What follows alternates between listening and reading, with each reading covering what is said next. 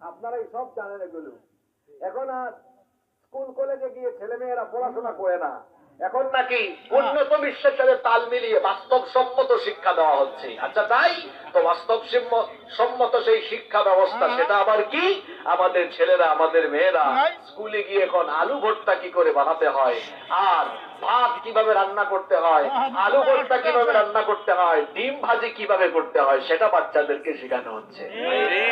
দৃশ্য দেখে মনে হচ্ছে আমাদের বাচ্চাদেরকে বাবুর্চি আর কাজের বুয়া বানানোর প্রশিক্ষণ চলছে।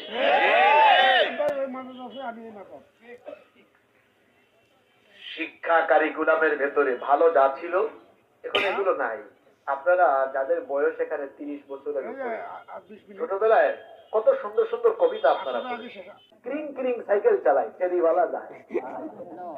তারপরে এখন কি আছে, হাট্টি মাটিম টিম, তারা মাঠে তাদের খাড়া কি তাদের ব্যাক, হাট্টি মাটিম টিম, তারা মাঠে পারেনি। যারা মাঠে পারেনি এদের নাকি খাড়া আছে দুইটা। আচ্ছা বলেন তো, কথাটা বাস্তব না অবাস্তব?